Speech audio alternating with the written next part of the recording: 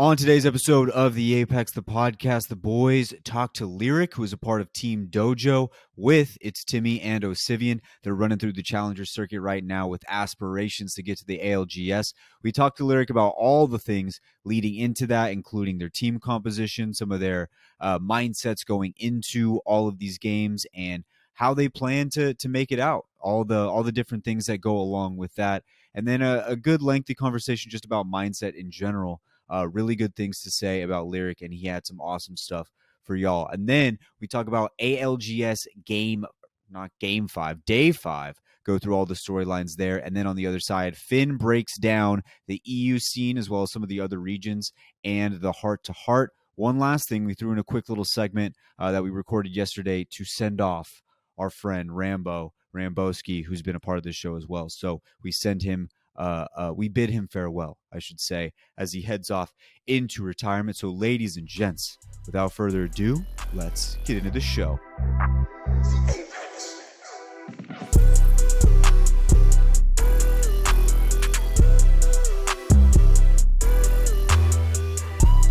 What's up, everyone? Welcome back to another episode of the Apex, the podcast. We are here ready to talk day 5 of the second split of ALGS. It was a wild day, lots of storylines to talk about here, but before we get into all of the chatter, let's check in with all the boys. E, how you feeling? Currently stomach's feeling a little iffy, but I did eat a few more of these chocolate peanut butter, like homemade chocolate peanut butter thing that my wife makes. I had more of those than I should today, and I think I am suffering the natural consequences that result from it. And so I will learn from this, and I'll strive to do better in the future. But overall, I'm feeling good. Things have been popping in different areas of my life, and yeah, I'm thankful, looking forward to the future, and glad to be in where I'm at right now.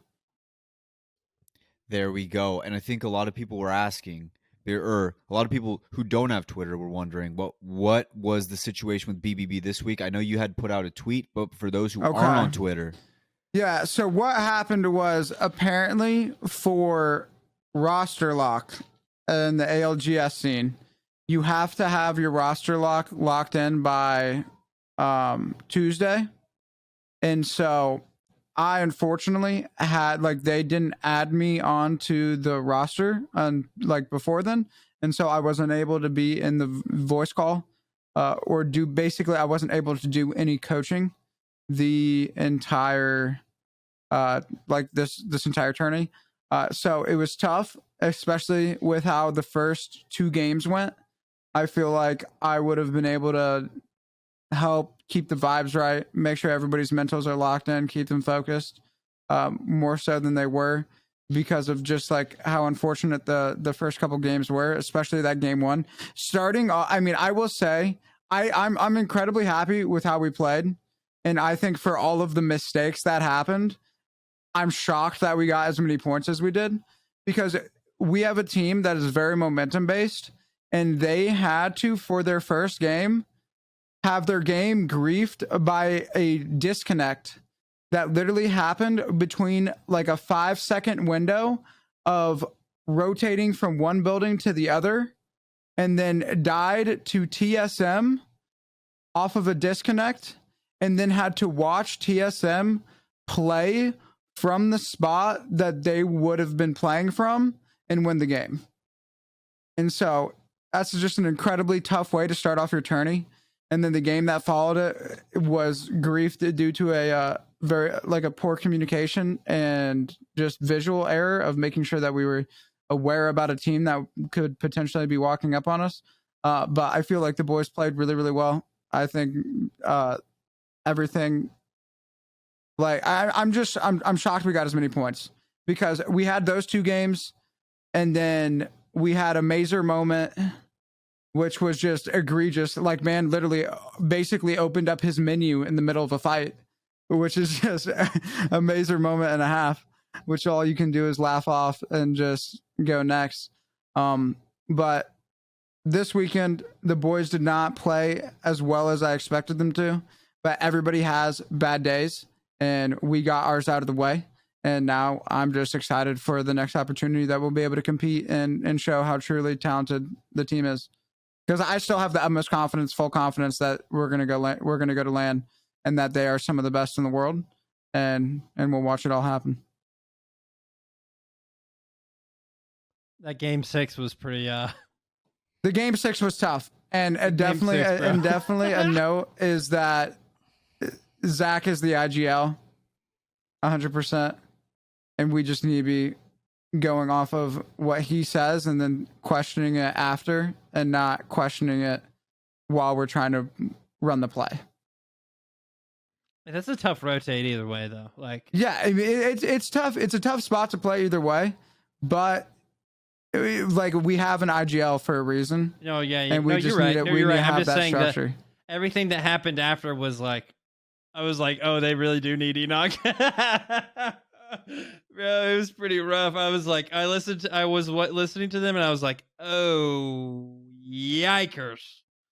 But I mean, they know what their weaknesses are, and they unfortunately had that. But anyway, I will say that it was incredibly tough for me in my position to watch, to like be in a spot where I can't do what I'm supposed to be able to do, and it was basically this weekend was a perfect moment that would showcase a really, really, really strong area of what I bring to being an Apex Legends coach, and I had to sit there and not be able to do it.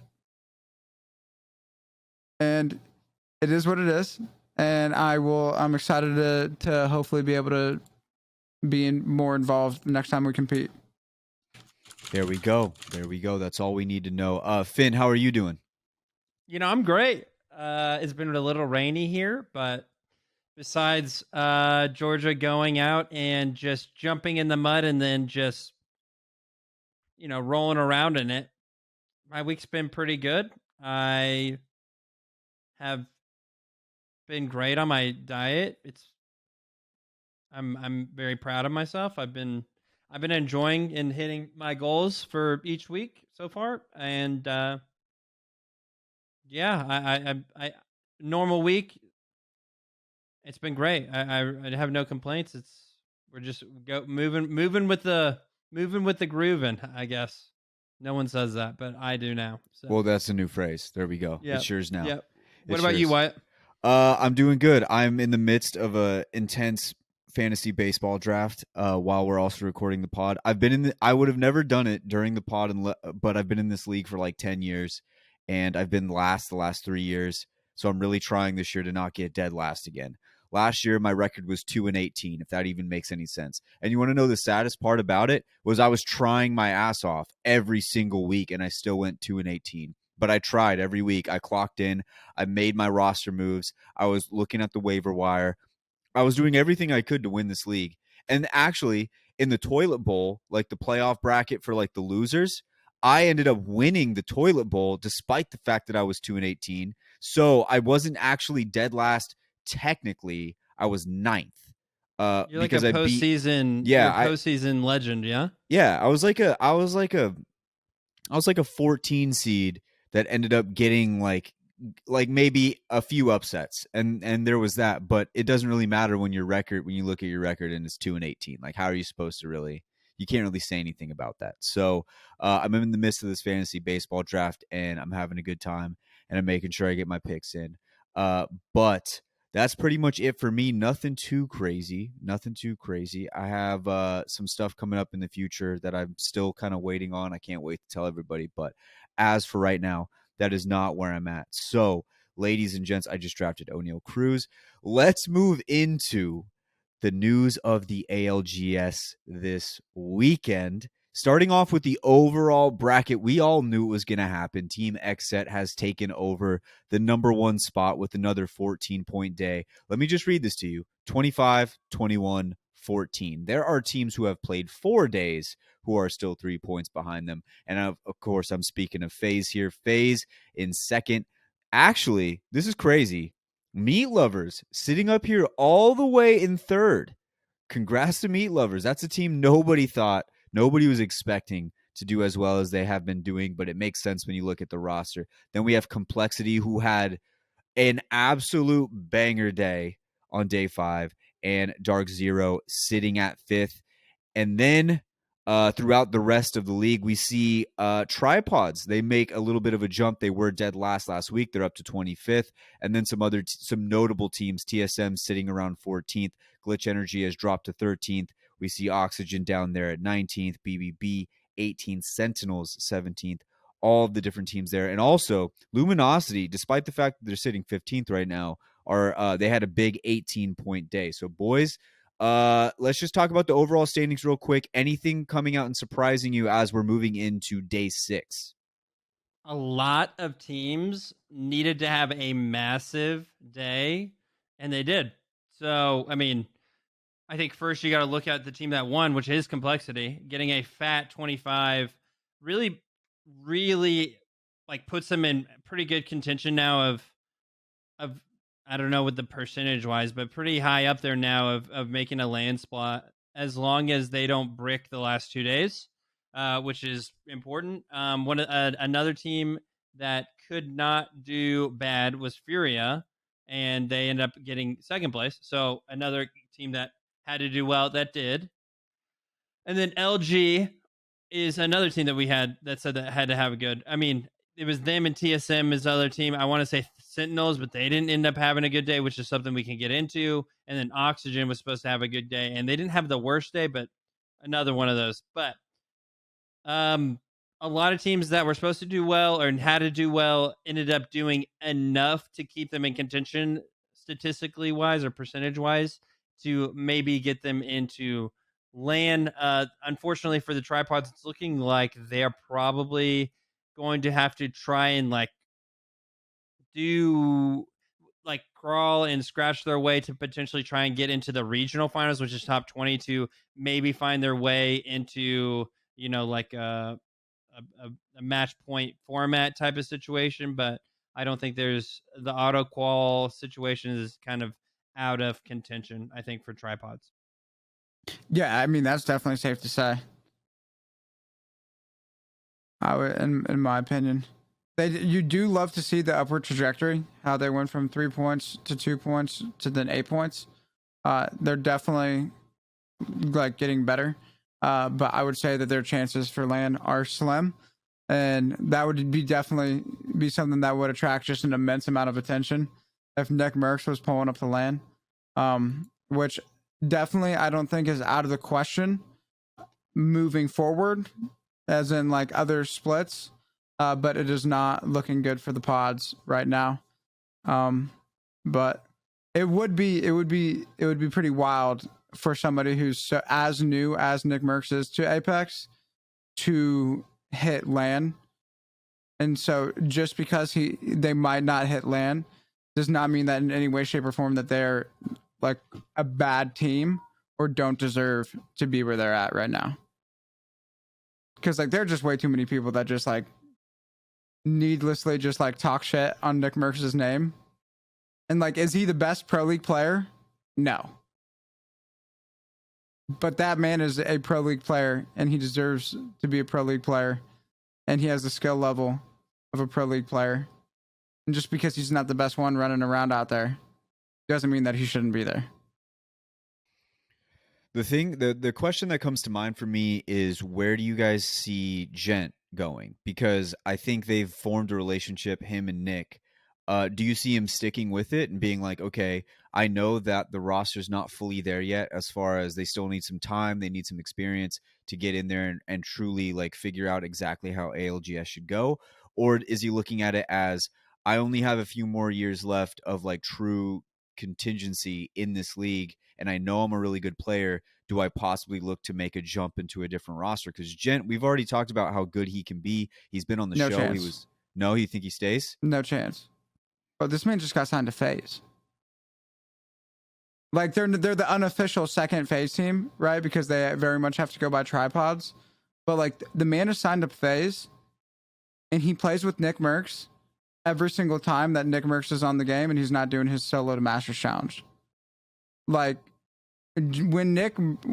Gent made the switch to tripods,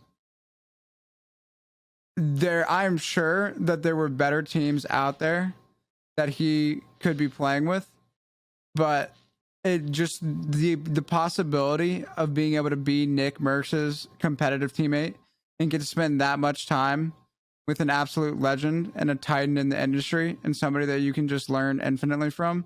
And like, I just think that relationship and that friendship is more important to Gent than his chances of winning an ALGS. And from what I've seen, like the team chemistry and the dynamics between everybody is really, really strong and really, really solid.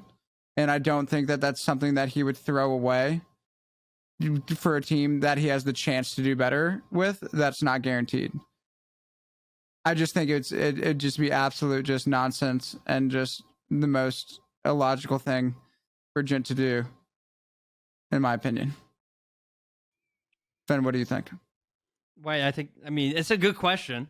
I mean, it's a legit question because, like, if you think about it, what if for some reason a top team, let's just say Xset, let's say Sykes for some reason has a thumb injury. We're not wishing this on him at all, but I'm just saying, like, what if there is some sort of like issue that happens on a top team that has a controller player that needs a replacement? And do you think Deeds? I don't think Deeds would be switching. I don't know if Gent would be switching. Like, I mean, I don't think either of the boys are switching up. I just really just doubt it. You think it's more yeah, I mean, there's no way, there's no chance in hell that Deeds switches up.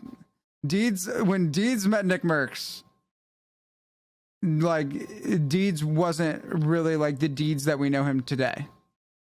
Like, the amount of like improvement that we've seen in him as a player, but then also his streaming, his numbers, his everything has just exponentially just propelled since him becoming boys with Nick Merckx. And I just really just doubt that either of these guys are going to turn on Nick and want to, and not even that it would be like a turn on Nick, but I don't think either of these guys are going to want to like switch up and just go a different direction to win. I think that the relationships that have been formed here are more important than the chance of winning an ALGS. And I mean, like, everybody's competitive, right? Everybody wants to win, but there often comes in life things that provide more for you as a person than the chance at winning more. Well, if they're going to stay together, they got to figure out their IGL situation, because whenever I was listening in on the tripods and their communication, a lot of times Nick was making a bunch of micro calls and like counter calling what Gent was saying, or Gent wasn't making a call. And then, like, I mean, I just think there does need to be a change, because whenever I listen in on them, it does seem like there is a little bit of confusion on like clear communication, if that makes sense, as in like a final decision on, hey, we're doing this, or hey, we're doing that. And it's like a bunch of counter calls to, basically it's mainly just counter calls between Nick and Gent, which I think is something that they have to determine, like, hey, is Nick going to be doing our micro and then Gent's going to be doing our macro, or what? I mean, Nick's not bad at calling for fights. Like, I don't think that that's terrible, but I think that they have to just establish that as a dynamic, and they might be doing that behind closed doors. We don't know. We know that they do put in a lot of work behind closed doors, but I think that there is, on the surface, from what we're seeing, 3 rows back, watching ALGS, listening to their comms, like, that is an issue that they probably need to solve going into next Pro League, as long as they're able to establish making it back into Pro League, which I think that they have no doubt doing. I couldn't agree with you, and I think that's very clear that that's a structural issue. Like, if you are going to have, like, I'm a big proponent of structure. I'm a huge fan of structure in my life. Structure and like my like vertical structure that I have with my faith is one of the most important things in my life, and something that I do not think that I would ever want to not live with again. And it's incredibly important, and it like, especially when you're functioning in a group of people, there has to be structure. Like, there has to be a designated leader that everybody else can be okay with having somebody at the top and then having everybody else following in that vertical structure in order for everybody to be able to accomplish the things that they're trying to do. And so what we're seeing is that tripods, they don't have this vertical structure. Well, it's like they have Jen, who's the proclaimed IGL, but then if you have somebody who's not, I mean, who's counter calling and wanting to do different things, that is like increasing the time it takes for you to make a decision, which means that your decision is going to be happening multiple seconds after when it would have been more successful. And a lot of the times everybody's not going to be on the same page. And so you're not going to be doing things as cohesively as a team. And so that's a classic. We're just seeing a perfect example of when you don't have a proper structure implemented into a team, all of the bad stuff that can arise from it. And we saw the same thing with BBB this weekend. On that game 6, they found themselves in a tough spot and a tough call. And Zach had made a decision of he wanted to play this area. The design was in a spot that he thought was good, and he counter called it. And they ended up going back to design spot, and they ended up getting wiped and dying from it. And could they have gotten wiped and died if they had gone to Zach's spot? Probably. It could have happened. But when you look back on it, when we watched other people play the spot that they were going to, it was realistically a way better spot than the one that design had said. And so that was a moment where they died because they got counter called because design wasn't functioning within the vertical structure that's supposed to be there. Because, like, yes, design has IGL experience, but I at least thought that it was clear to everybody that Zach was the IGL. And so hopefully I can promise you moving forward that is an issue that BBB will be getting fixed. And hopefully it's one that we'll see tripods make as well.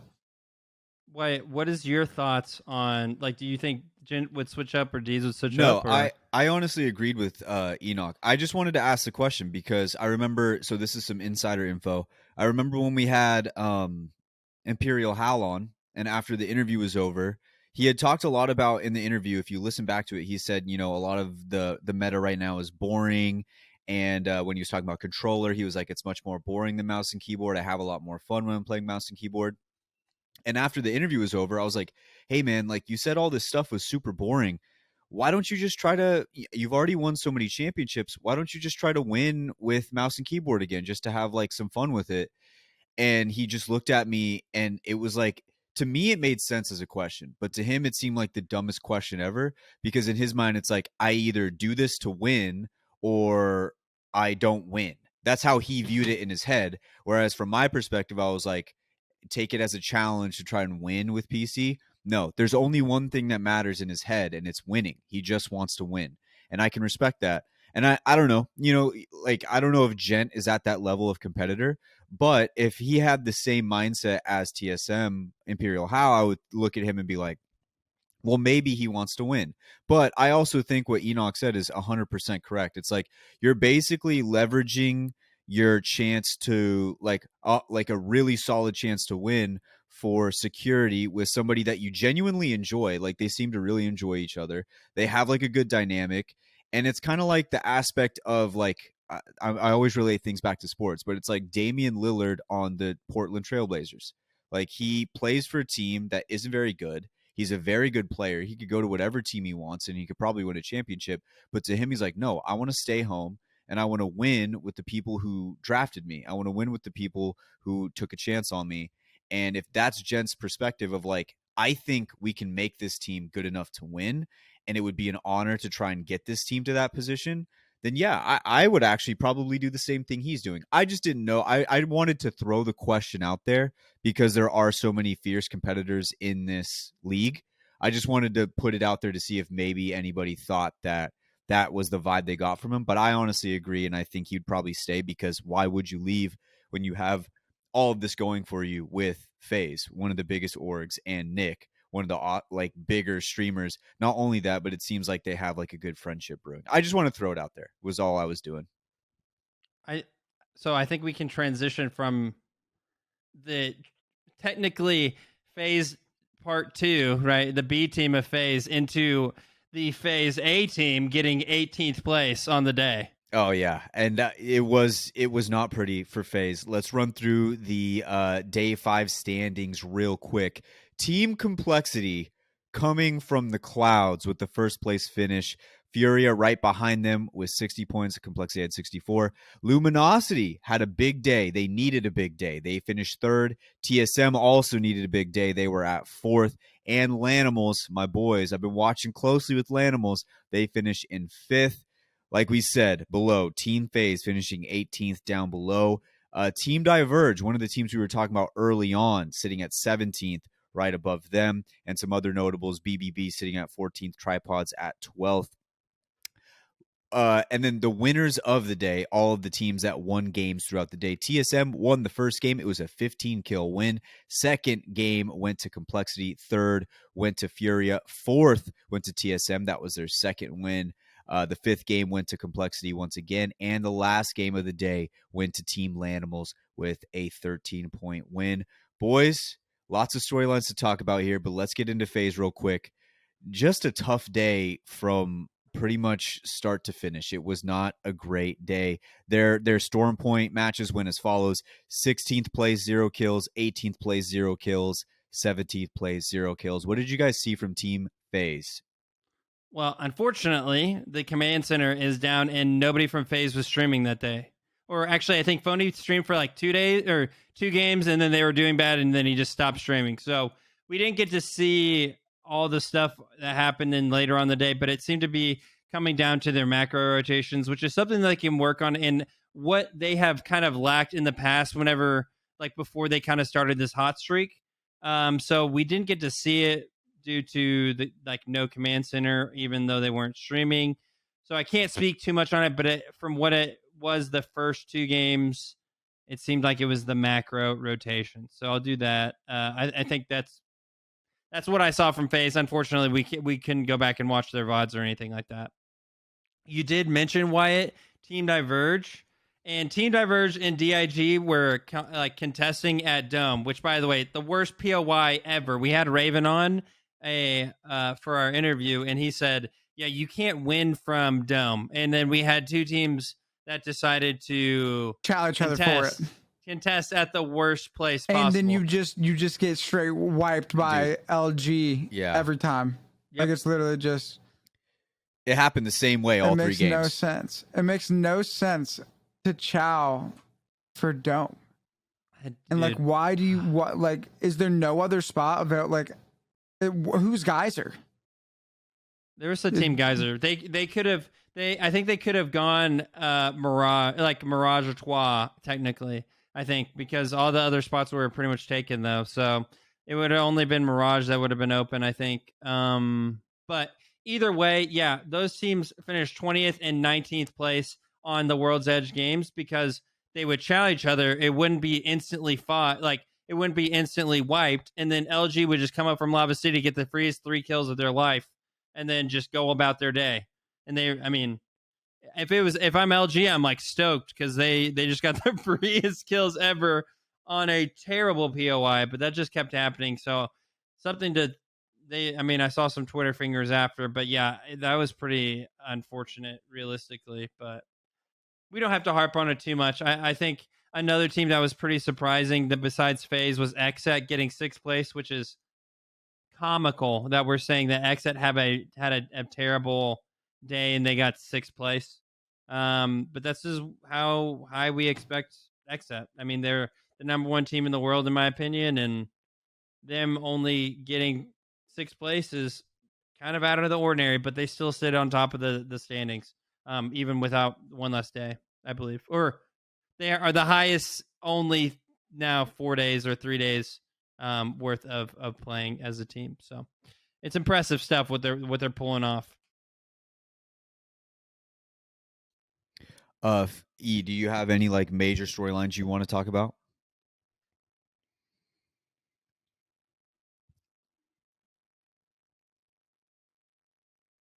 I was muted. I think a major storyline that we should be talking about that we kind of touched on is Complexity. But I as someone who is friends with one of the best players in the league, in my opinion, definitely biased, Cody, This was his first tournament finally out of Seer prison, because Seer is just like, my man Cody, I genuinely believe is one of the best players in the world. And on Seer, he just was not able to be the best, like the full version and the player that he really is. He just was in that Seer prison where he's just not able to make as many plays. He's not able to do his thing. And this was his first tournament on Bangalore. And what a difference that made. And so I think that this is a really, really, really great example of how important team compositions play into how these teams are going to perform, and how just because something is meta doesn't mean that it's the right fit for your team. And so the comp that they were running, he ended up having to play on that Seer, and then he wasn't able to, it just wasn't working out. He made it clear to his team that he would have feel better, and he thinks that he would perform better on Bangalore. And then so we see them make this switch, and we see them have just absolute fantastic results from it. Like, clearly, just that isn't the only difference maker that took them from a team that wasn't doing as well as everybody expected them to then walking away with just dominant first place finish. But I think it's a really great example of just how much of an impact team comp and people playing on characters that they're genuinely comfortable on. And if you are somebody who wants to play Bangalore at a high level, especially if you're on MNK, this man does it different than anybody you will watch. He's actually insane. And I'm super, super, super excited to finally have gotten to see him do his thing at the highest level and really just show everybody how talented of a player he is. I wanted to jump over real quick to Furia, because Furia was one of those teams that got off the gate a little bit slow. They didn't seem to have like their sea legs working for them. But right now, it seems like every single late game, they are there. And if you look at the last 3 games of the day, the Storm Point games of the day, 4th, 2nd, 6th, and that was right before they had just had a first place on World's Edge with 17 kills. I mean, this team is really starting to come together. They're really starting to click. We already knew the talent that they had. We knew what they had going for them, but it just took a little bit to get there. Now they're finally there. I did think it was kind of funny that Watson tweeted out no more drama again for like the 3rd or 4th time, but there really hasn't been any drama, and he's been killing it. Like, they've been doing great. They've been having a fantastic like last few days. Furia has looked awesome. And then on that same coin, TSM has also had a really good day. They had 2 wins. They had a 15 kill win and a 7 kill win, both on each separate map. So that's good coming from the champs right now. They still have a lot of ground to make up, though. There's still a ton of ground to make up for TSM. They're sitting at 14th, and they've had the most days played. But if you look at their last 3 performances, they have 10, 10, and 16, which is really good. That first day really caught them off guard with the 2.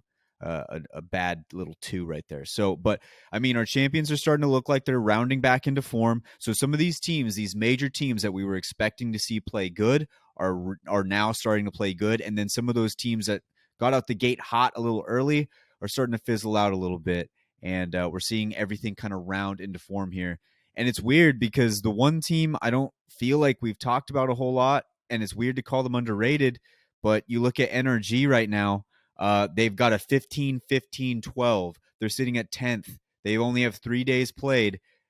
Weirdly, NRG is sitting at a quiet 10th place. And they didn't play today, but you just want to keep an eye on a team like NRG and just kind of keep it close, because those are the teams that sneak up on you.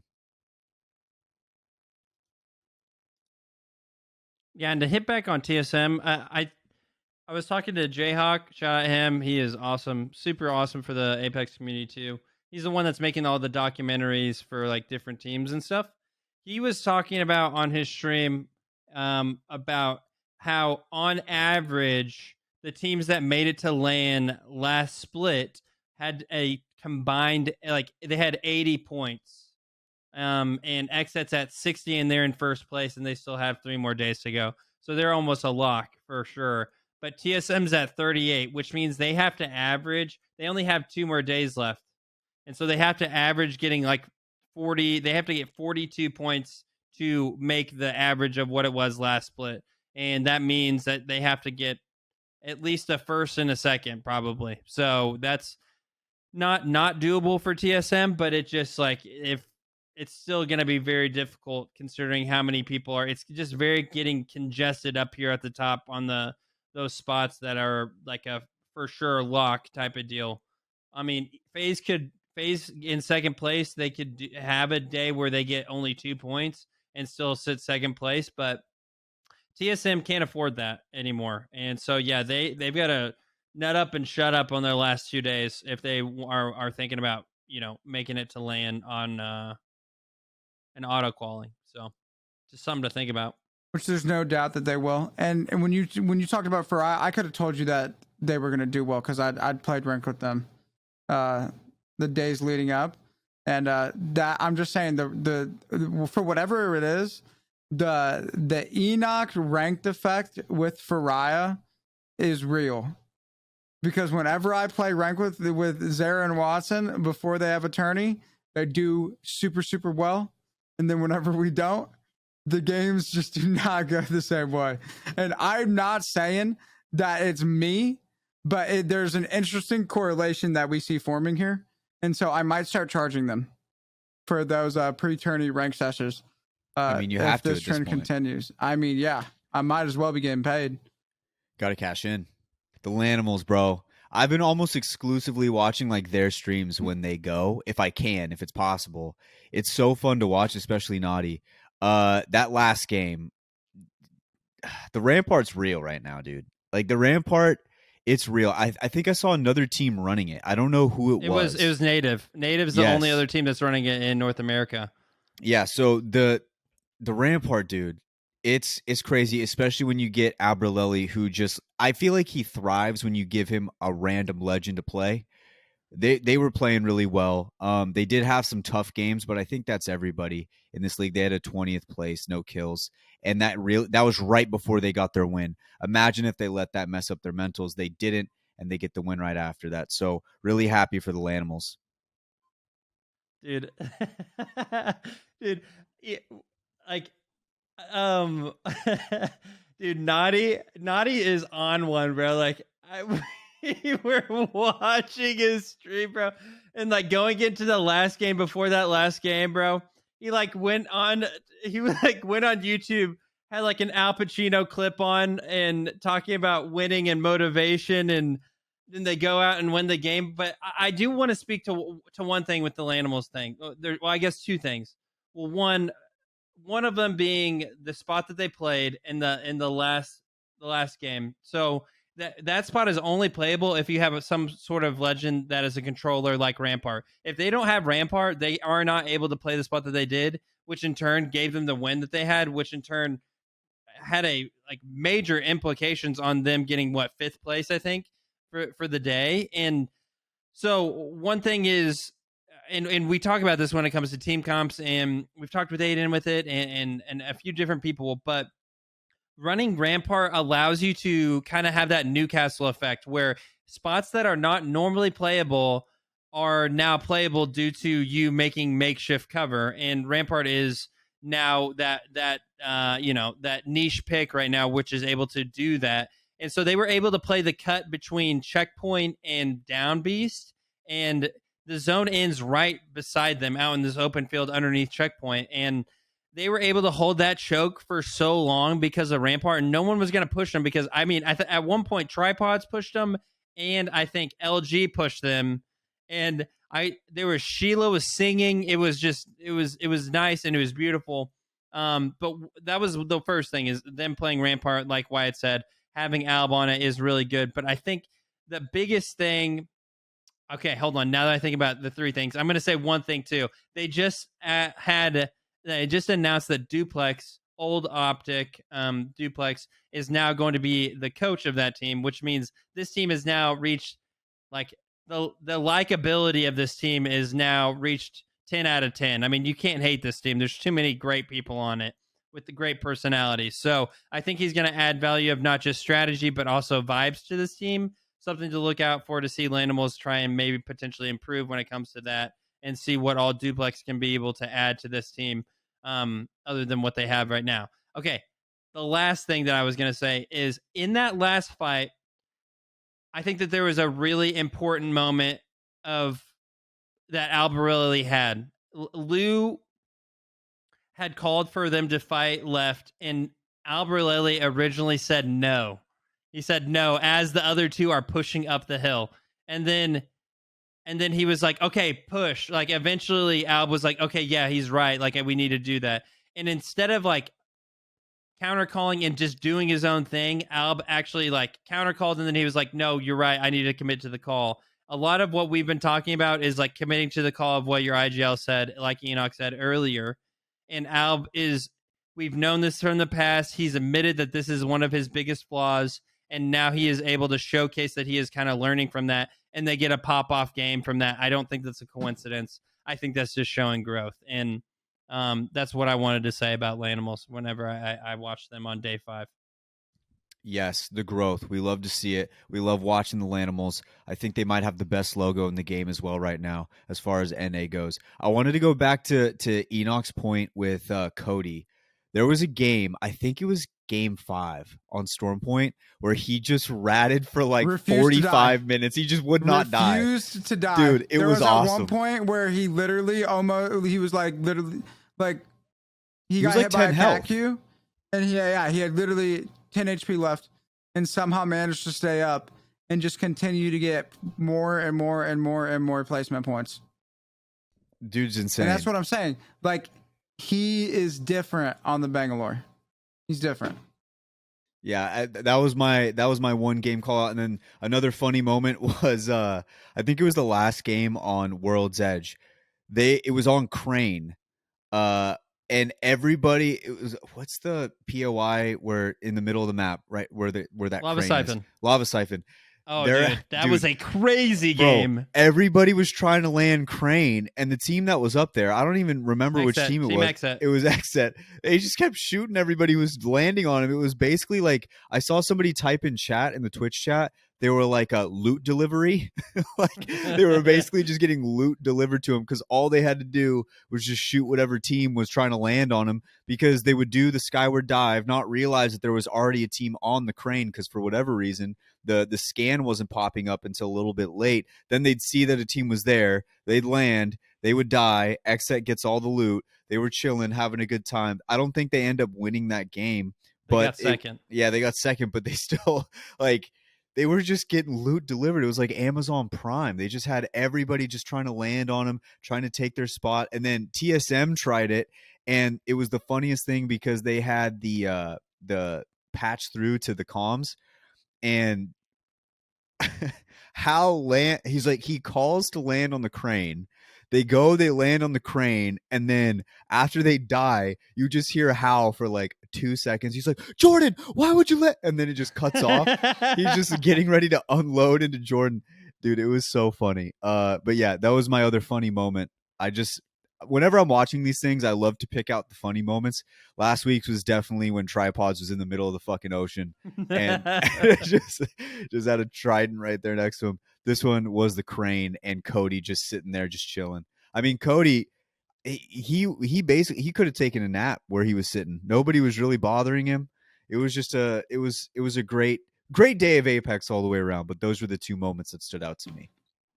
It really was an entertaining game, like an entertaining day. I think a lot of that has to do with, like, I didn't see a lot of cat seer endings where it was just like obnoxious. Like, I just saw a lot of fighting, like normal fighting. I don't know, like normal team fights for endings instead of like the cheese that we've been seeing. So I think that probably made an addition to that. But I think you're so right, Wyatt. Wow, that is hard to say. You're so right, Wyatt. Wow. You got it though. Thank you. I appreciate that. Yeah. And I've got a team that if we don't say anything about them, it'd just be disrespectful at this point, and that has got to be Team Meat Lovers.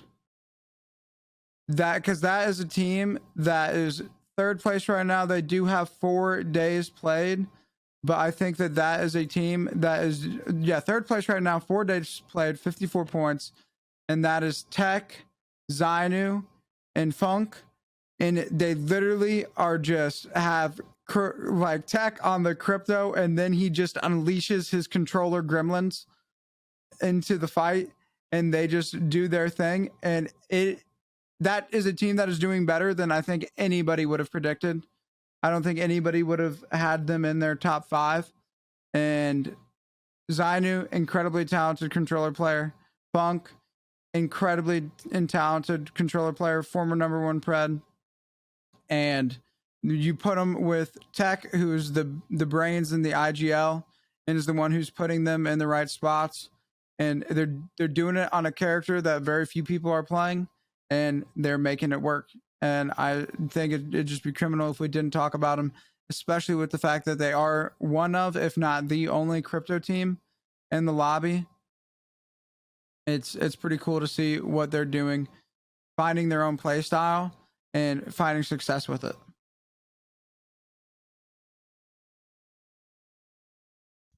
Yeah, shout out to the meat lovers. They're obviously having a much better than expected performance right now. Once Meat again, Riders. the Meat Riders. That is sitting at not the team name. According to Finn, it was. So they are doing really, really well, sitting at that third place spot. They do have 4 days played, like Enoch said, but that doesn't really matter when you're scoring 13, 15, 13, and 13. You're just putting up consistent points. That'll get you a land spot easily. You will probably need that one pop-off day. We saw that last season with Furia. They had a lot of solid days, but they needed that one pop-off, and they couldn't get it at the end. So watch Meat Lovers. See if they can get that pop-off day. If they can't, we'll see what happens. All right, well, ladies and gents, that should just about round it out for our analysis of Day 5. We're going to throw it on down to our interview with our man Lyr1c. Great interview with Lyr1c. Right now, he is playing in the Challenger circuit with Osivien and iiTzTimmy. Notable iiTzTimmy. We're going to throw it on down right after this quick ad to our man Lyr1c. All right, everyone. Here we are with our man Lyr1c from the dojo. He's currently playing with iiTzTimmy and Osivien, right now running through the Challenger circuit, trying to make and stake their claim into the future of the ALGS. My man Lyr1c, how are you doing? Doing great, man. Hope everyone is well here as well.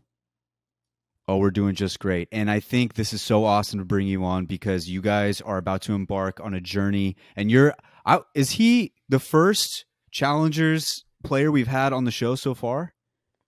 We've had technically Phony had just won his. He had just one, yeah. Yeah, but So I guess that's awesome.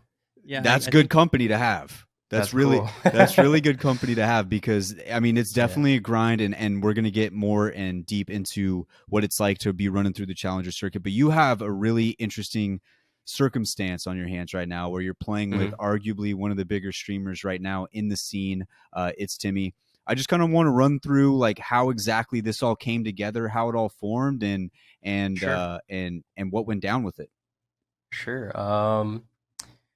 Actually, it was perfect timing. So around maybe like a month before things were actually starting to plan, I was already thinking like, I kind of wanted to compete again. Like I was playing pretty well at the time, content really wasn't going as well as I would hoped.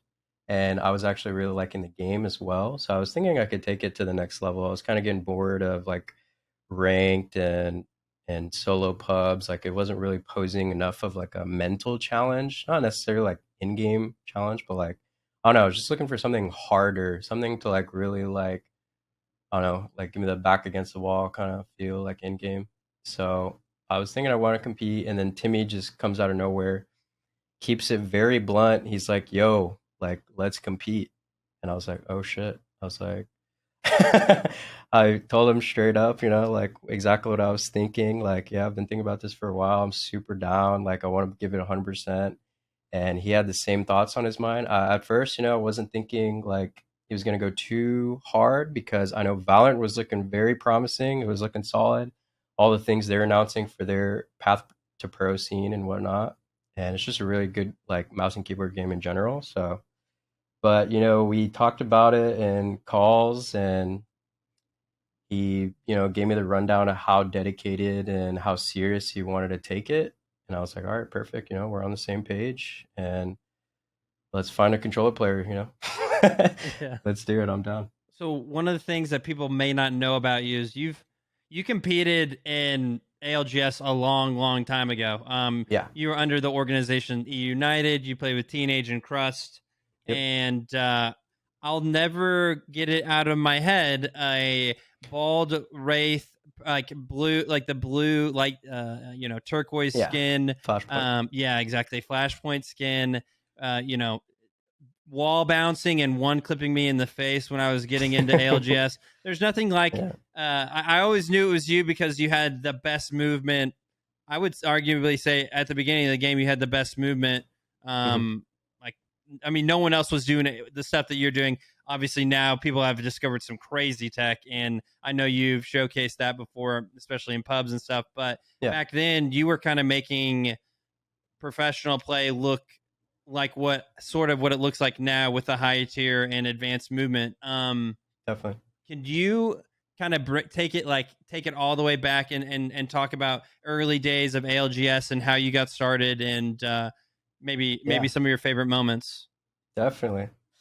So basically, I actually come from COD. I used to like play like low tier pro COD and high tier amateur COD for a really long time. Got boring. First mouse and keyboard game was Fortnite. You know, I wanted to compete, didn't have a lot of time, and then Apex came around. It was my first mouse and keyboard FPS game, and I really wanted to compete, like just off the rip. You know, like I started playing it first day. I really loved it. I loved the mechanics. It was my kind of game because it felt like COD. It felt fast. You know, I loved the movement COD, so like it kind of had this same vibe, right? And then I saw Dizzy, you know, first signed pro right off the rip. I checked his VODs. I'm like, this guy's streaming 14 hours a day, 15 hours a day. Like, this is something different. Like, I'm going to do the same thing. So I just matched his hours off the rip, basically, in hopes of getting signed early. Because I knew it was going to be kind of easier. You know, like people were just going to look for like, you know, like a hard pub stomper, like who was really good at pubs? Because at the time, you know, no customs, like people weren't really doing a lot in tournaments and whatnot. So I did just that. You know, we were like top 20 Bangalore at the time before like Bangalore was nerfed. We played some kill race tourneys, you know, racked some second places, third places, first choice rivals I played. It was a second place and I top fragged it. So CLG just hits me up right off the bat, and they're just asking to start a team and whatnot. And then that's a little bit after that, Nicewig and Noko Puffs came into the picture. They were introduced to me, and that was my first pro roster. And I think that was about a month or two into the game. So that's kind of how it got started. So one thing you mentioned was that Apex was your first mouse and key FPS. Yeah. And so how much different was the game back then compared to now? Because you describe it as an MNK FPS, where now it's more just thought of as a controller dominant scene. Yeah. So I think in the beginning, for sure, it was an MNK FPS. Like, there was not a lot of controller players running around for like the first 3 seasons, at least that were like notable enough to like, you know, stop and be like, whoa, like respect his or respect his challenge. You know what I'm saying?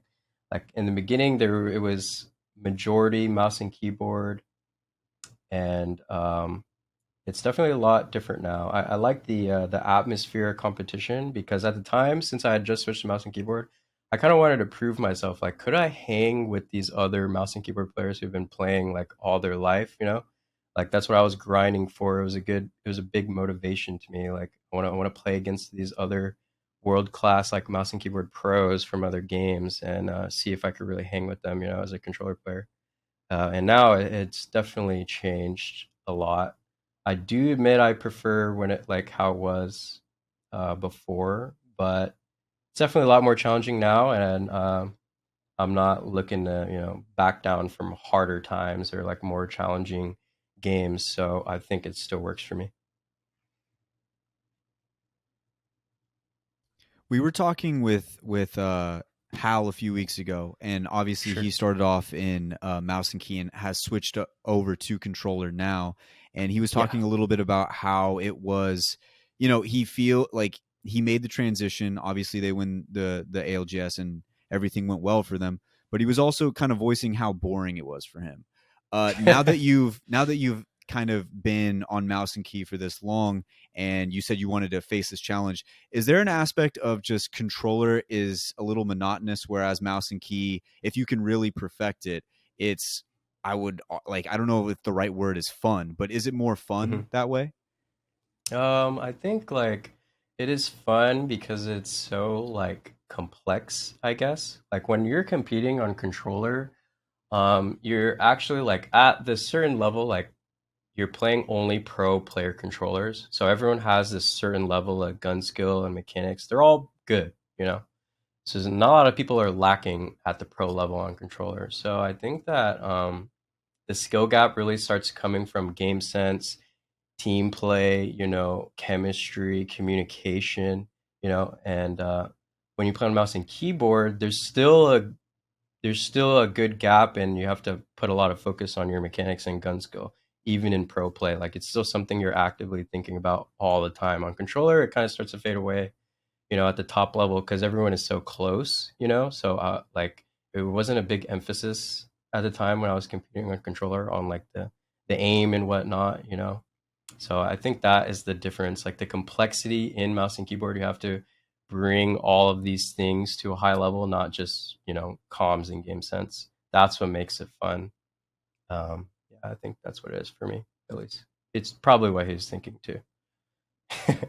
Your team is called the Dojo, and it Yep. is a pretty popular, or at least in the Apex scene, and I think it is in other games, but a kind of like an aim group. It's kind of like oh gosh, there's another one that I'm thinking of that I can't think of specifically the name of, but you guys have kind of like been a M&K specialist, high movement tech, but also like really insane aim, all that sort of stuff. Can Mhm. you can you tell me about y'all naming yourself the dojo, and maybe a little bit about that The dojo itself. the dojo itself? Exactly. Are Okay. you the official sensei? Like, did you start it Yeah, up? so basically the dojo is like a thing. It's basically just a Discord, like my Discord, that started back when I was still competing in COD.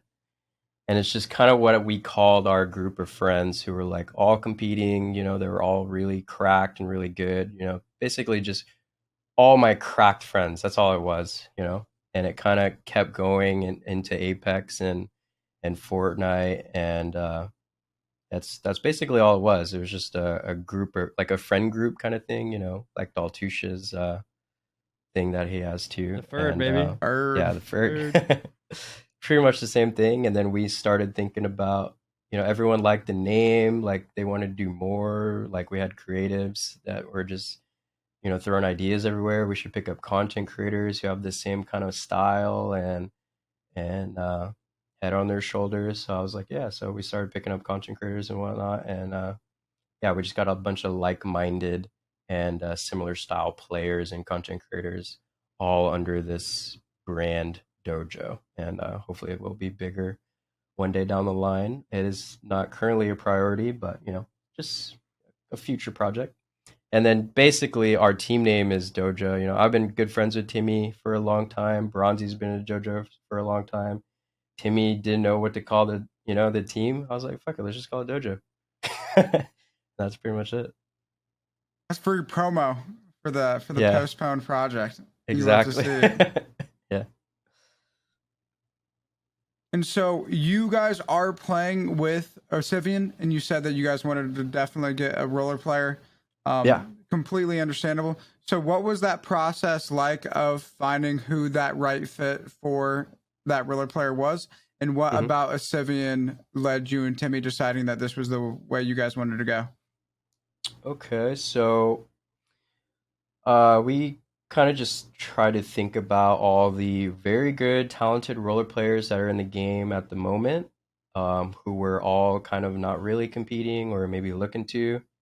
We had a gigantic list of a bunch of super talented players who I've seen like personally, prior to trying to compete. And so did Timmy. We just put them all in a bag basically, and then just went one by one, see what they could do, or just kind of like thought about it. Like would they want to compete? What kind of personality do they have? Like what are their strengths, weaknesses, and whatnot. We just kept narrowing it down, narrowing it down. We had like Luxford was a really big one. We wanted Osivien. He was rank one pred. I was watching him. I was watching montages. I was like, this guy is sick, fucking crackhead. Reptar was a really good IGL previously, that we did trial. Tempest, I liked his like mindset. He was a really cool, chill dude. Also controller IGL. So just a lot of these names that we've heard of, watched before. We kind of just either we talked with them, we played with them a little bit, or some of them didn't get a chance because we only had about a week to like trial people and really come up with it. So it was kind of a fast process, but yeah, Azivian, I knew had a lot of potential. I just liked his personality. He was really chill. He's really young. He's really cracked, and he's not big. He's not like a big ego head, like he's not a little fucker. So I just liked him a lot. I don't know. And I knew had a lot of room to grow. I saw he wasn't too like comp savvy. He didn't have like a great understanding of things. But, I believed in his like mindset basically, that the way he looked at it was healthy and positive, and we think that he can grow into an insane great player one day. So that is pretty much why we went with him. Feels like you guys just got done with Challenger Weekend 1, Challenger Circuit 1, and you guys got I think it was semis, right? You guys made it to Yeah. semis. And it just felt like it was a bunch of like everybody was kind of getting the rust off a little bit. Like everybody's getting kind of back into the groove of things.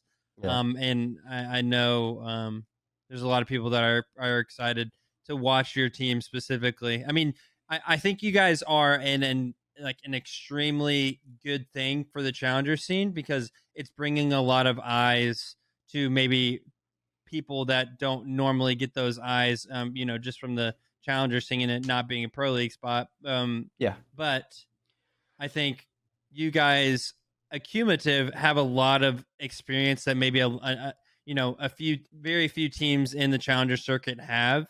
And I was just gonna ask, what is maybe y'all's practice regimen, or do you guys have any plans on maybe making some adjustments whenever it comes to this upcoming Challenger Circuit weekend? And yeah, I just love to hear maybe the team dynamic. I know you mentioned just everybody has a different kind of style for sure. Sure. Well, we still plan on, hitting every scrim possible that we can, getting any opportunity to play like, the smaller tournaments if possible, and just watch as much, the pro league matches that we can, that like the players that play our same roles, watch a lot of them individually. And as for like maybe changing up the comp, that's something Timmy thinks about a lot. He's kind of like our theory crafter. He is the IGL. And Osivien was the IGL for this for the last challenger circuit. But we're thinking about having me more on the co-IGL side and letting Osivien just focus on fragging and whatnot, and I will provide as much comms and supportive like plays and areas that we could possibly play to Timmy. And we're thinking that maybe will work a little better because Osivien is he's a naturally pretty quiet person.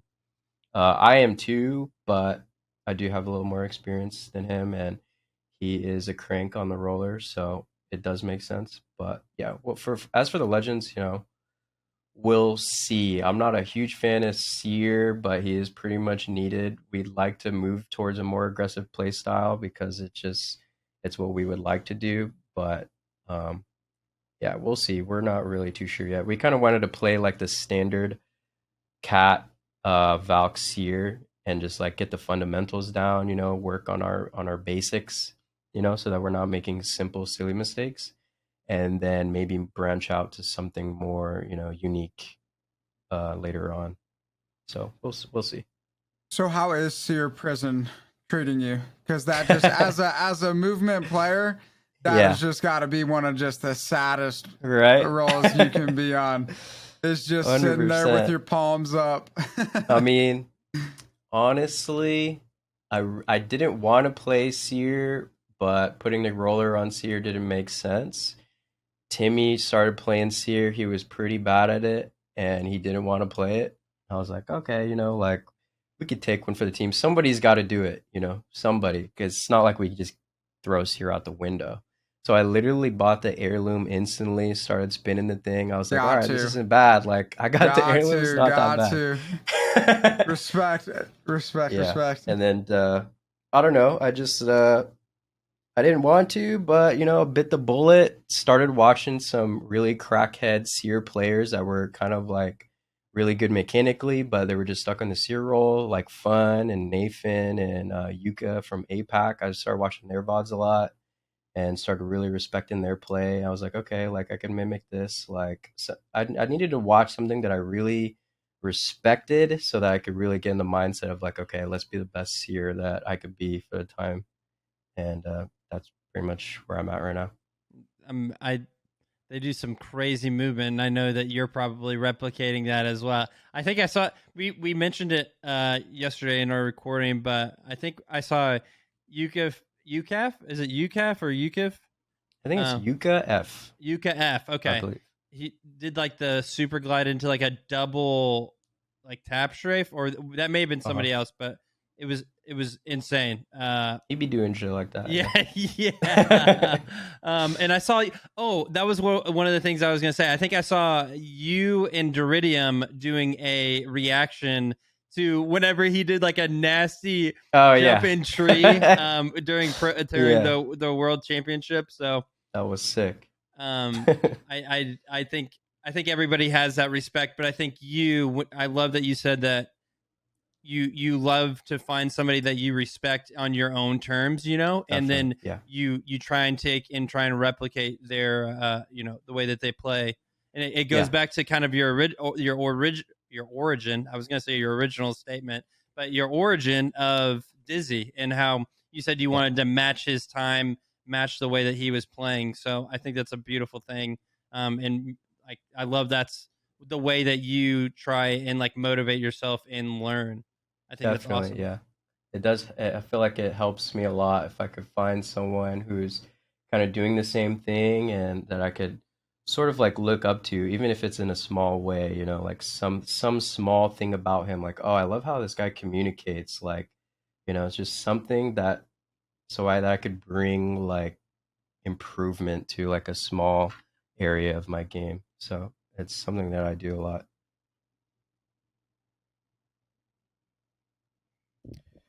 You've mentioned a few times just kind of watching other people. And early on, you were talking about when you were seeing other people get signed to Apex early, you matched their time, you matched the energy.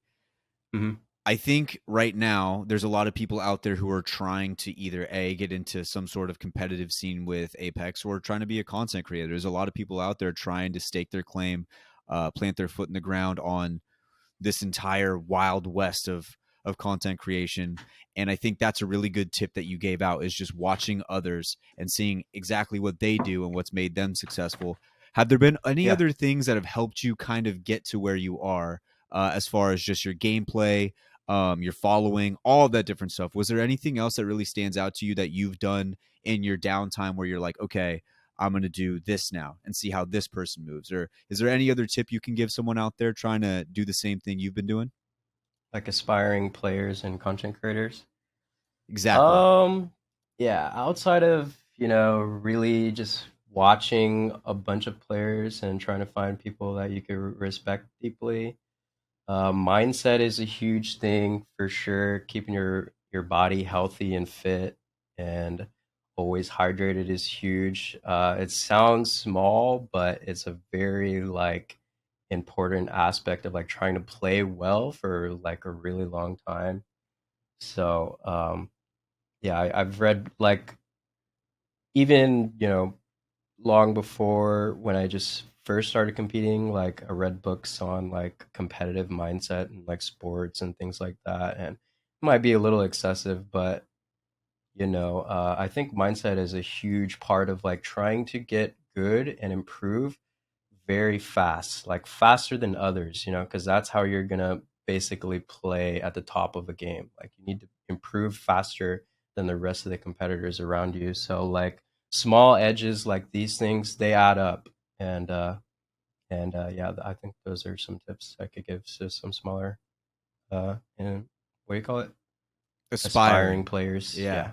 And that's really interesting you bring that up because it, like you said, it's any little edge that you can get. And when you're trying to Yeah. get into this field, I mean, everybody is trying to get in. There's any little edge. You got to take anything you can get. So I think that's really solid advice. Going more and shifting into the mechanical side of it.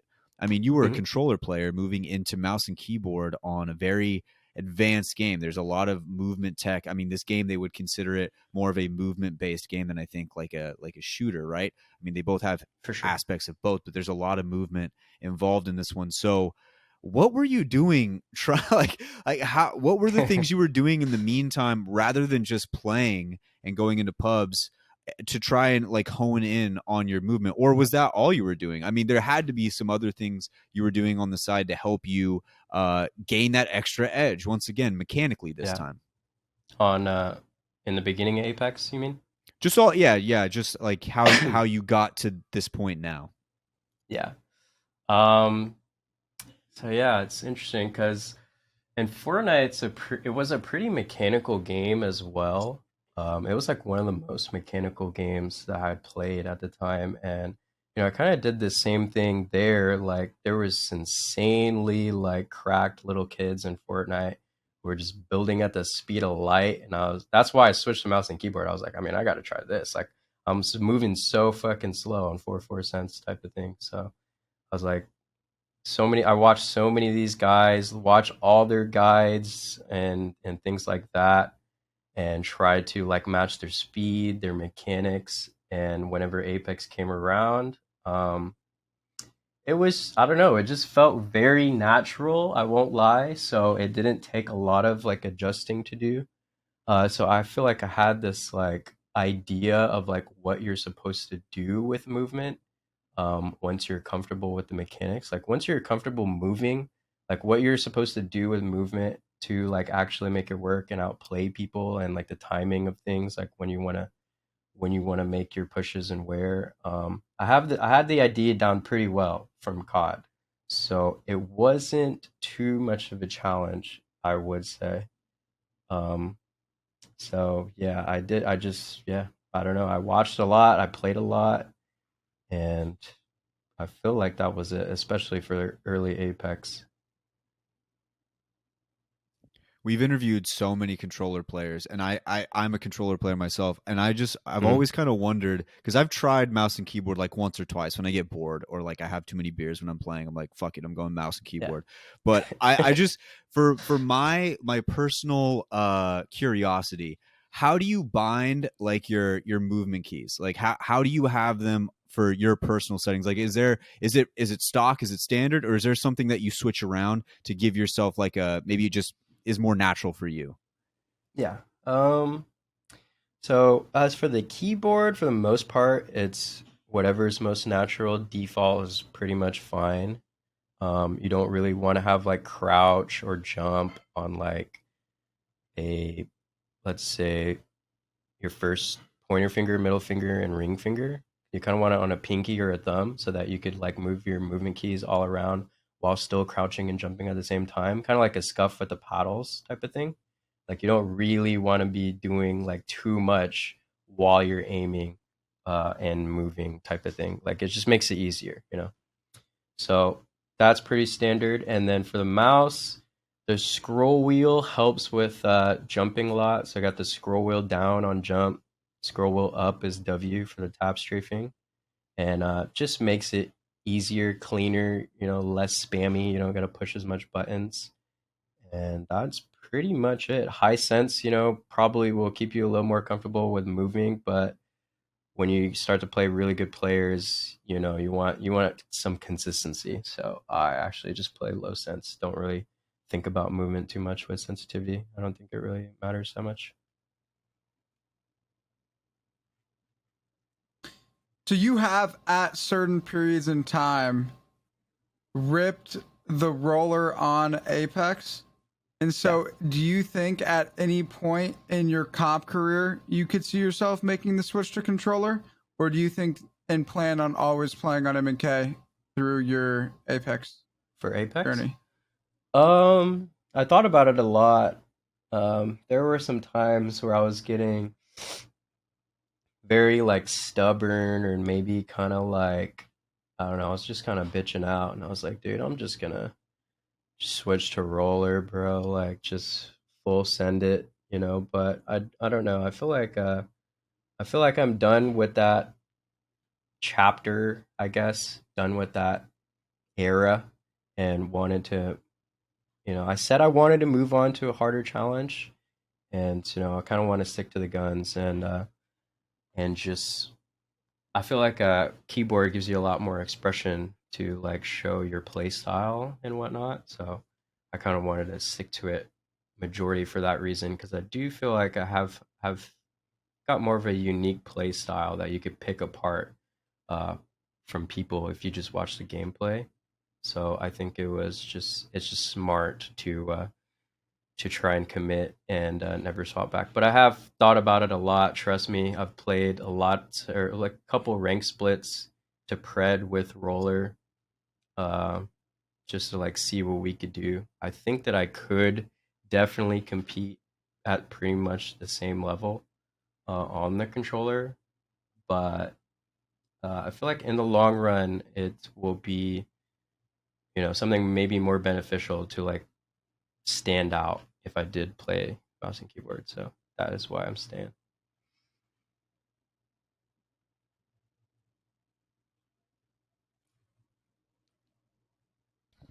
So you guys have had a few competitions here, trying to get everything going, trying to get your feet underneath you, figure out exactly how the team's going. I am curious, what kind of IGL is Timmy? Like, I'm sure there's. Yeah. Is he a howl? Like, is he screaming at you? Is he cursing you out? What's going on? I would say I know that he very much respects Hal's style of IGLing, and he likes that route of IGLing, but he's not very mean. He's not very demanding. He is very loud. He is very stern, and thinks that whatever he says, everyone should and will do right when he says it, which is perfectly fine. I like the way he IGLs. I like the way he talks. He does need some work and practice and reps and figuring out like the best possible plays. And whenever he's not so confident in that play, he tends to fall off. Like he's not so stern. His conviction of his voice isn't all there. But I think when the more reps and the more game sense that he gets, he it'll come around, and he'll get that. I think he's got a lot of potential for IGL. So As far as what you guys are doing outside of the matches, you've already talked about how much you watch other people and different stuff like that. Do you go over any VOD review after tournaments or anything of that nature? yeah, so as for with the entire team, we do have Bronzy as a coach. He was a former Pro League player as well. So he usually, after every scrim and after every set, goes over like all the possible mistakes and possible plays we could have made, and maybe tells others to speak up, and how to say what they're supposed to say and things like that. and it's helped out big time. I mean, since the first scrim, since the first scrim to even like the 6th day, 7th day, it's just felt so much better, so much more fluid and natural. Thanks to Bronzy and Timmy like pointing out these mistakes, and I feel like we have improved. At least I feel personally that it's just so much clearer, like what is supposed to happen, what it's supposed to look like, where I'm supposed to be, and if I'm not there, what I'm supposed to say. It's felt so much better because of Bronzy like really pointing out all these mistakes after pretty much every game. And yeah, that's pretty much it. As for individually, I've just been watching a lot of the pro league games to kind of like get the understanding of like the possible zones where people like to play, the top like 5 spots people like to play and whatnot, and like what's really possible. Because I have there's a lot that I haven't seen, especially on Stormpoint. Like I haven't grinded ranked on Stormpoint like insane before, so on Stormpoint I try to pay attention because there's just a lot that I don't know about, like map wise, and I basically try to make up for it by watching all of the an abundance of games throughout all the regions. That was going to lead right into my next question too, was going to be your guys' map sense, and exactly like if there was a map that you guys tend to play better on. You just mentioned you haven't gotten the time on Stormpoint. So you would probably feel more comfortable right now with World's Edge then? Definitely. World's Edge feels, I mean, it just makes so much more sense. I know, like, it feels like I know what possible plays could be made because of like I've been there before. I've died there before. I've played very hard situations there before, in comp and in ranked and in no fill pubs, like everywhere. Like pretty much every spot of the map except excluding maybe some of the newer ones. Like what is that one? Big Mod. That is an odd one. But at least the OG ones, I do know of like a lot of the areas and terrain and head glitches and angles that like will give you a slight advantage. So it feels very comfortable. On Stormpoint, when you walk into an area and you don't know about these things, like you think about when things go south, what are you going to attempt? And you don't really know. It's kind of like a uneasy feeling that I'd like to get rid of as soon as possible. There's definitely like that familiarity aspect that you're talking about. And to be fair with you, I have felt the same way because whenever, like, I haven't played nearly as many hours on Stormpoint as I have on World's Edge. So yeah, I feel the same exact way because I'm like, oh, I didn't know that spot was playable. Or you're just like, I just got shot in the back and you died for free. And you're like, oh, I didn't know they could get there for free without somebody else holding them out. Exactly. Like, because that's another thing too, is like, you're like, oh, okay, well, that spot's playable now, but it wasn't then, right? And it's just, that stuff is just, it is high level stuff, but it's stuff that you can't get unless you have that experience or like you were saying, watch somebody do. So I love that you said that because I felt the same way on Stormpoint too. It's a game changer, and you don't want to like have something small like that be the reason you lose a big game. So just trying to play catch up as fast as possible with all those little things on Stormpoint. Okay, we were talking before the recording, and I wanted people to know because I think we all three had the same reaction. Dude, whenever that was we my heard next this. question. That's crazy. Okay. That was gonna be that's awesome. Dude, okay, so everybody knows you as Lyr1c, but I would love for you to tell people what is your real name. Lyr1c is indeed my real name. It is not a lie. That's so sick. That's such a sick name. That's just thank you. That's so cool. It was almost like you were meant to be born to go down this path because that is like the most content creator / professional name of all time, like Lyr1c. Yeah. Now hold on, this dumb question, but they didn't actually put the 1 in there, right? I'm just that was just a screen name. No. All right, just checking. I added that in there. Just checking. Had to ask. Can't put your real name as your online persona. You had to change one thing out here.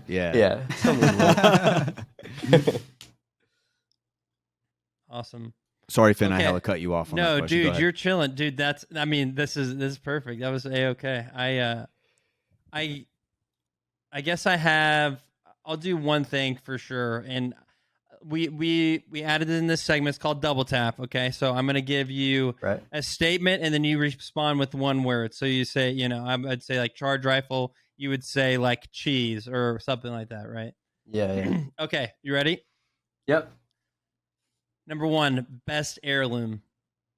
Wraith. Number 2, streamer building. It's supposed to be one word. Mm-hmm. Fun. Number 3, ALGS. Competitive. Number 4, Olympus. Pubs. Number 5, Wraith. OG. I love that. I That's love good that stuff. answer. I love that. I love that. I kind of you mentioned Olympus being pubs. Is Yeah. there any other map right now that you could see going into like a rotation where you could see it like competitively, or is it just the 2 we got right now? I don't know. The other ones don't seem like they would be great in comp.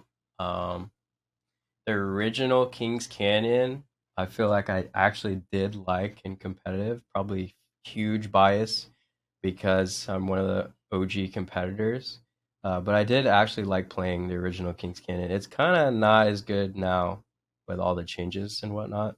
But that's probably the closest one out of like Broken Moon, Olympus. I don't think they would fit well. But hopefully another map, in the future would be tailored towards comp.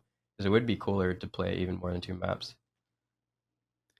All right, so we've gone through the team composition. We've gone through what your guys' roles are, and obviously the plan, the goal, is to make the ALGS and to win it. Right? That's going to be the goal for anybody. That's the dream. That's a lot of people are competing for that. As for a realistic goal that you guys have set for yourselves right now, there's a lot of other teams competing and there's a lot of good players out there. Do you guys talk about what your realistic goal is, at least for, let's say, the end of the year? Is there something that is in mind for you guys right now, or is there something you guys have talked about as a team where it's like, if we can get here, we're going to be in like a good path for the rest of our career? Yeah.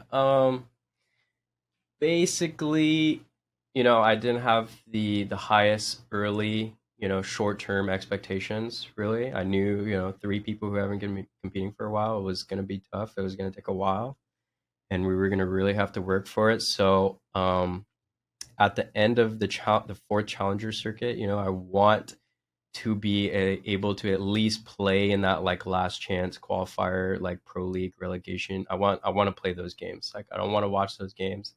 I want to play in those games. And if we don't, we don't qualify and make those bottom spots the pro league, so be it. All respect to the competitors. Don't want to say that I could pass them all up, instantly off the rip first try. But I at least want to be able to play those games and be like around the top 10 teams of Challenger Circuit by the 4th one, and then be able to play those games. I'm not sure if those games would be at the end of the year, but I think they would be. So that is the plan. Okay, what is one thing maybe that people don't know about you that you would think that that people should know about you? And do you have any hobbies that you like to do besides just game? So like, any other interests? One thing people don't know about me that they should. I'm not sure, honestly. That's a tough one. I feel like, being a streamer, content creator, I've said pretty much everything on stream. I feel like, all the questions flying in. Maybe most people don't know that I am Italian, French, Filipino, Mexican. That's one. And what was the other one? What was the other question? What are some of maybe some of your hobbies that you enjoy doing outside of just gaming? Oh, okay. Anime is a huge hobby. Watched a lot of anime. I think it's just sick. And the gym is pretty much a everyday everyday hobby of mine, and that's pretty much it. Anime, the gym, and gaming is pretty much all that I do.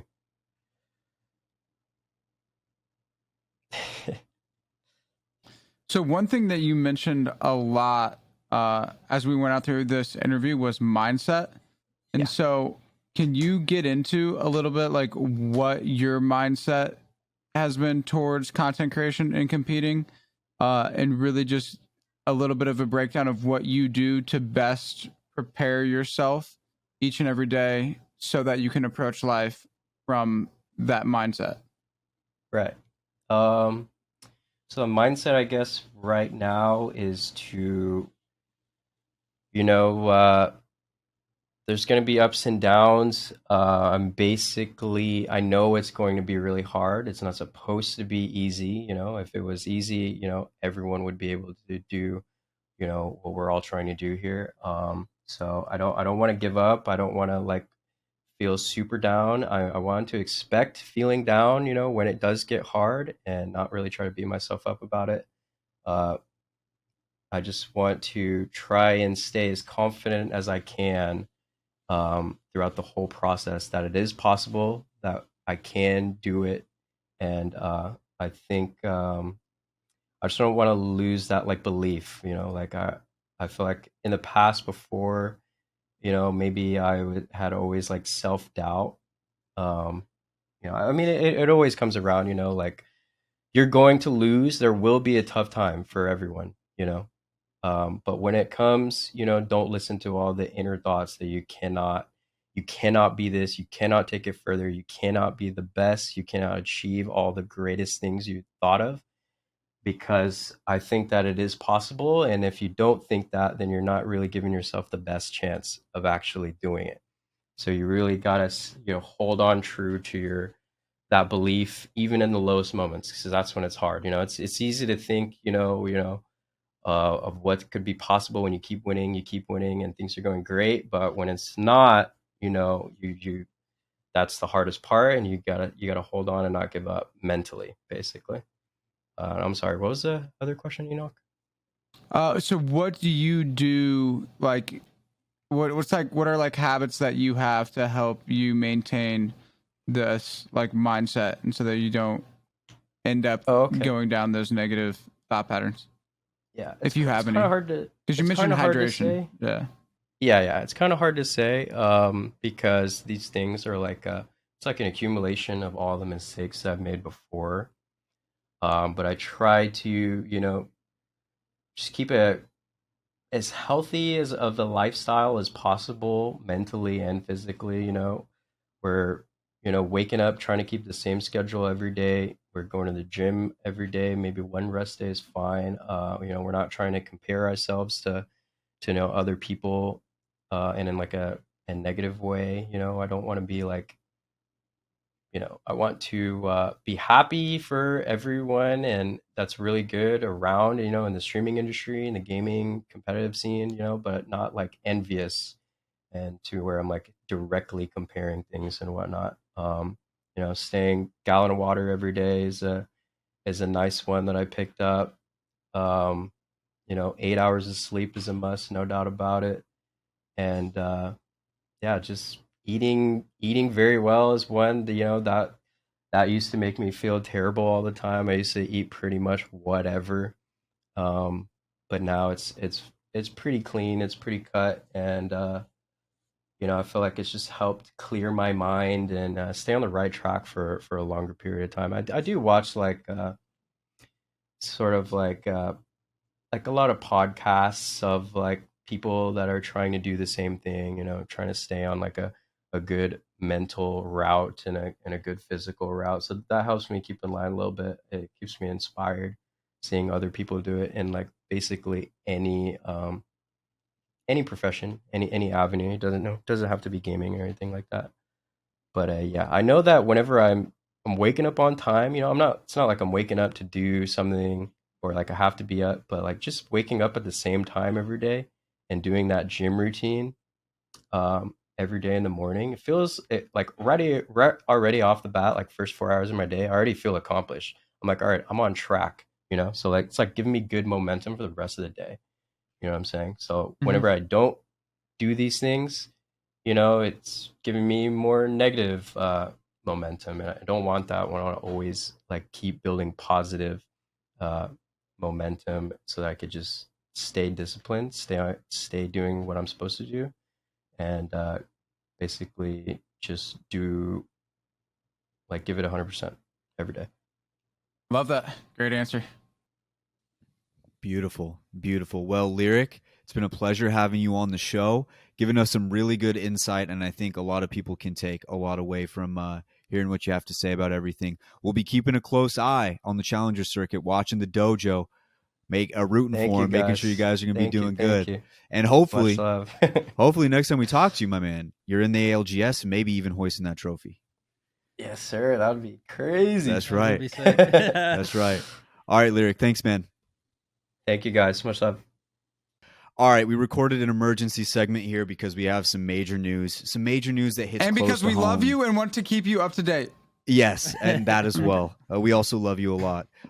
No, this one it hits close to home because we've had him on the show and he was a great time, and I think he's almost like the ALGS. He's just like a beacon of positivity. Our guy Rambeau Sentinels has decided to retire from the ALGS.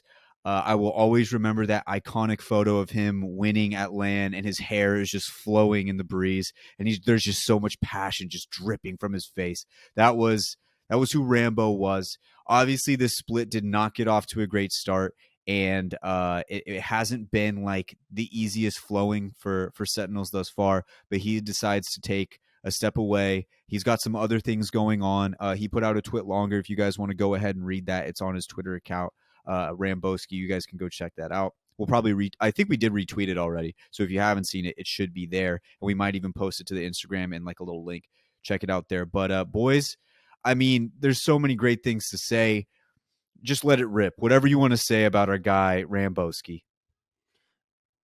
I mean, what he provides for the community, just in general, as it comes with personality and just how people perceive him. Like he is like passion in a person. He's also, I mean, everybody knows he loves to have a good time. He's a party guy, but like really when it and then I mean, he had the nickname of the turret. Like he was literally so good at shooting his gun. And I know he mentioned that he just kind of lost a lot of the passion that he had for Pro League, and he didn't want to continue on and take somebody's spot that was going to be able to have that passion.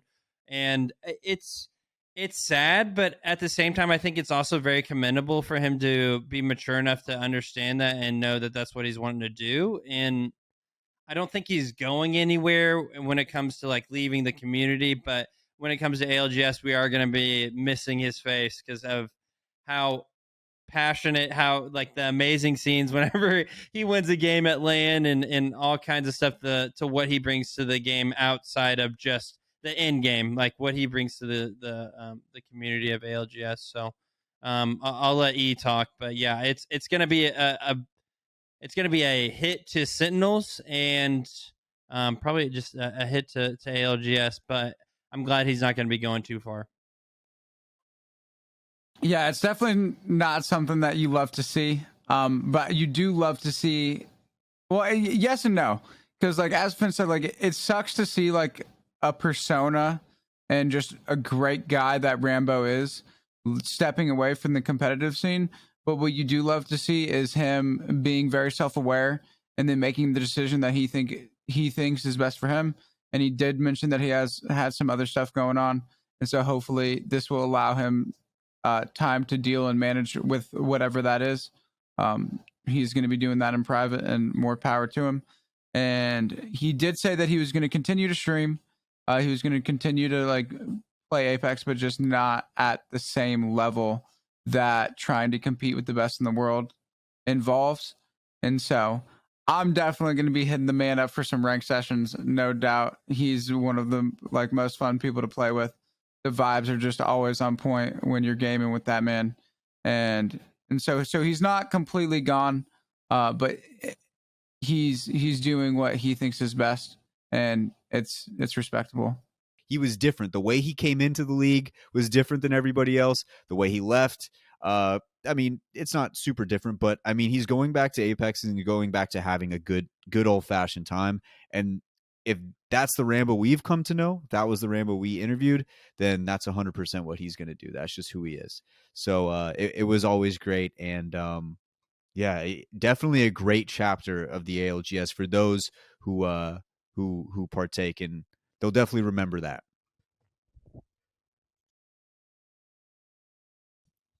Good? All good? All right, ladies and gents, let's throw it on down to the rest of the show. We just wanted to record this quick little emergency one. He deserves it. He deserves it. We'll throw it on down to our EU breakdown and the heart to heart and send you on your week. Let's go. All right, that was our interview with Lyr1c. Shout out to Lyr1c for hopping on the show. Big thanks to Lyr1c as always. Finn, I know you got a little bit of an EU breakdown. You've been watching these other regions as well as NA, paying close attention to those teams. So give us a quick little breakdown on what's going on in those other regions.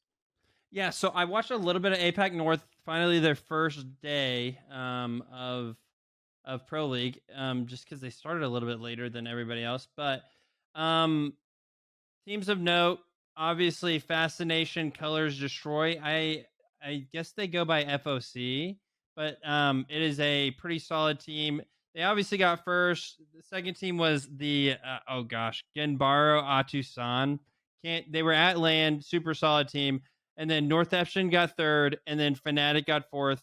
Kind of surprising to see Fnatic getting fourth place, but we have to wait until we get a little bit longer into this Pro League split, and then we'll be able to make some decisions on that. But one thing of note, and I think a lot of people saw it, we know Yukiv from Worlds of 2021.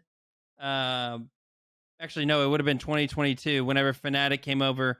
And during Worlds, Yukiv did the nastiest wall hop. Are you talking about the playing tree? Yeah, exactly. Dude, that was so gross. Yeah, so just disgusting. Yeah, he was playing Lifeline and bounced off tree off to another rail and got to the top and one clip somebody. And it's like, okay, this is nuts. This is just APAC North to T. And we had something very similar. I believe it was Yukiv. Did the same thing. He hopped up off of a wall into a a super glide into a double tap strafe. The person that was shooting, I was showing the boys earlier before we started the pod. The person that was the Watson that was shooting this other person just stopped playing their game. They literally put their hands off the controller or off the MNK and just let them kill them, because that was the most ridiculous, disgusting movement I've ever seen in my entire life. What is that, bro? We can't do that on roller. I mean, maybe Enoch can, but I can't. Wyatt maybe can because he's casual king. Yeah, I actually showed him the move. I actually kind of I taught him that move a while back, but I took that out of my arsenal a long time ago. I'm on to bigger and better moves, movement stuff, movement tech. I'm really proud of you for that. Thank you. So a few things to be noted of EMEA. We'll go into EMEA region.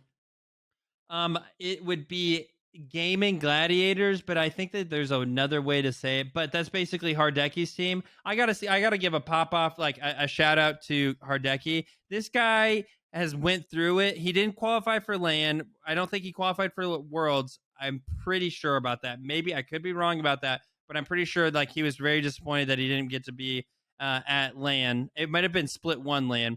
That being said, this guy is insane. He's been known for having the best mechanics on MNK. I think Enoch may have played him in a 1v1, or at least somebody that played Enoch in a 1v1 has played Hardecki. This guy is the only person that I know of that he used to be the old Capra. This dude Hardecki had the best different. wingman on MNK, right? Yeah, no, I mean, Hardecki is different. He's just an incredibly, we say it all the time, but he really is.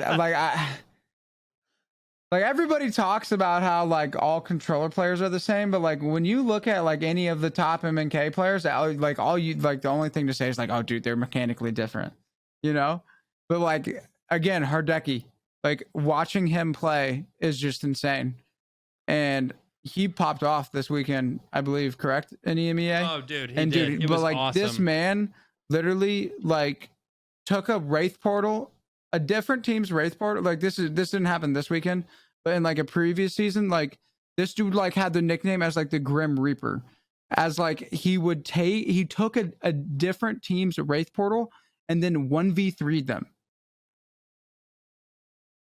which is just unheard Just of. disrespectful too. Just It's just, like, disrespectful, unheard of. Because like when you take a Wraith portal on a team, the team on the other side of the portal has the inherent advantage of they should have their guns out and be able to get like that first shot.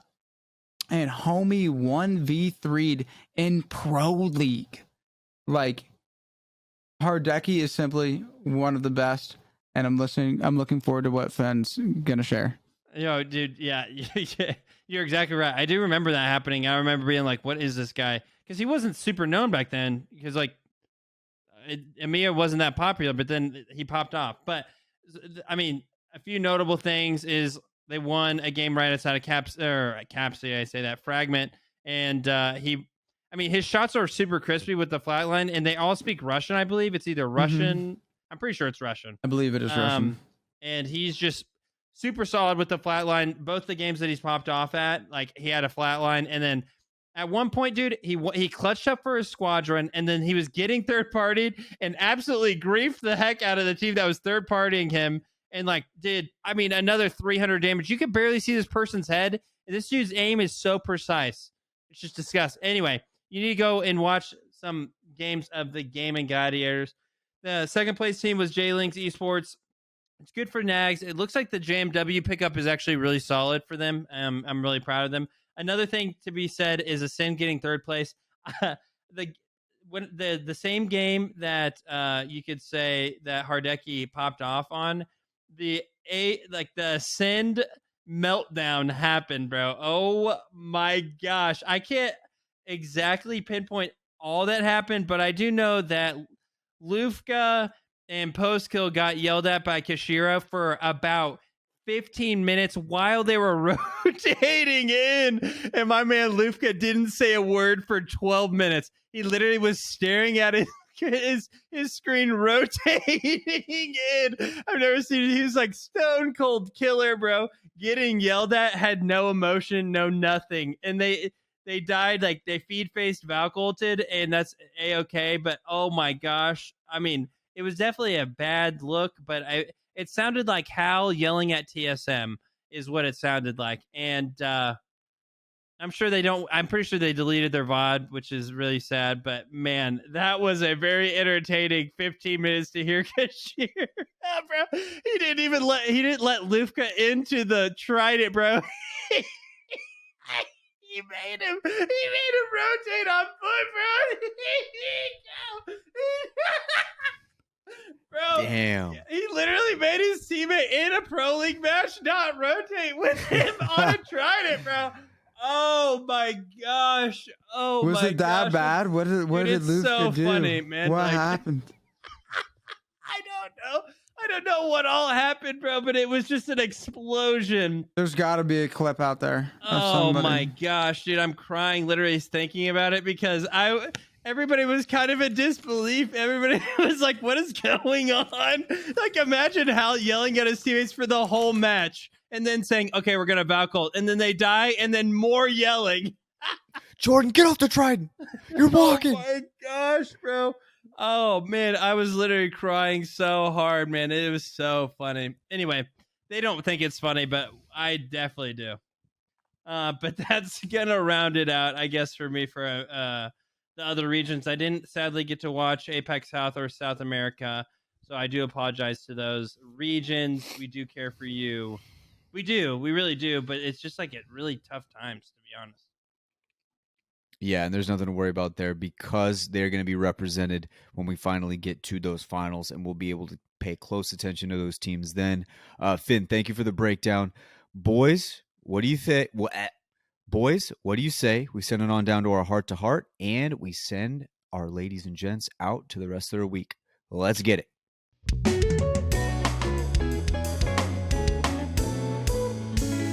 All right, ladies and gents, it is heart-to-heart time. Let's get into it. Anybody want to go first?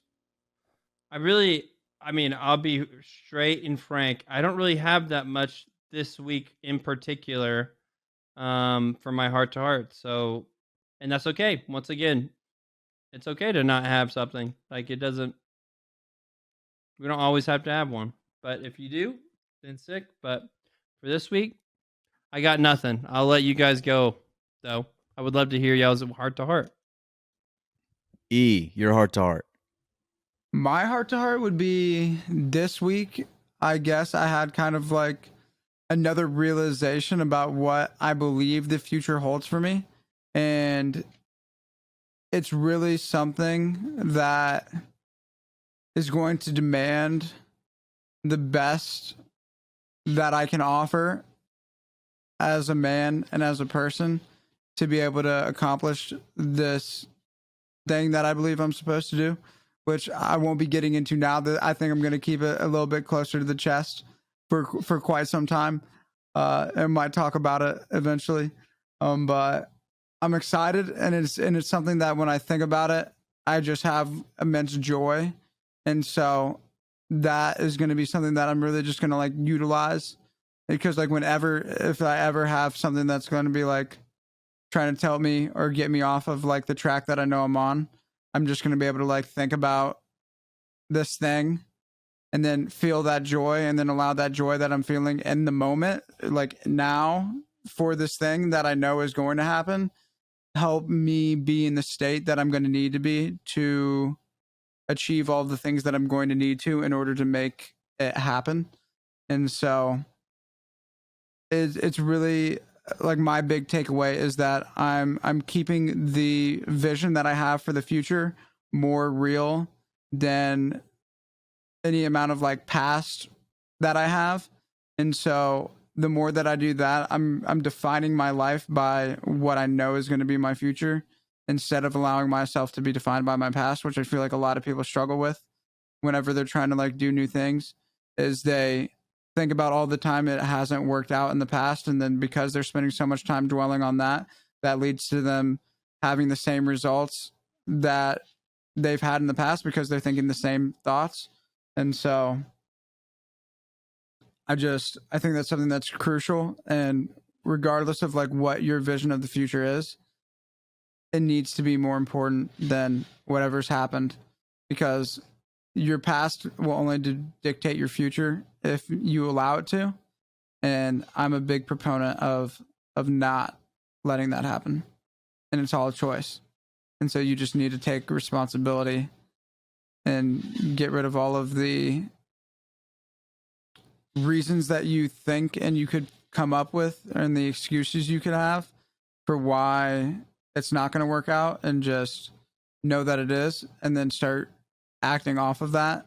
And then eventually one day you're going to wake up and you'll be where you wanted to be. Beautifully said. It is beautifully said. Well done. Well Thank you. done. I appreciate y'all. As far as me, once again, I'm kind of stumped for as what I want to be my heart to heart this week. It's just been relaxed, chill. I do have some news on the way. It's still not, I still can't say anything yet, but I am really excited. So I'll just kind of wait for that. That'll be like my big heart to heart. Hold on. Final pick. Okay. Round 22 of 22 over. Draft is done. Okay.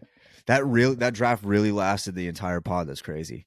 Yeah, I really don't have too much. I've been kind of happy with what's been going down. I've been taking on more responsibility at work while also simultaneously not editing the podcast at work and doing more at home. So I've been kind of maximizing my potential of what I can do. I think that's my favorite thing about humans, is you realize how far you can stretch yourself if you really test the limits of what you're able and capable to do. And I still have a lot more room to go. I still have things that hold me back. I still have like vices that I need to get over. But it's cool watching myself do well.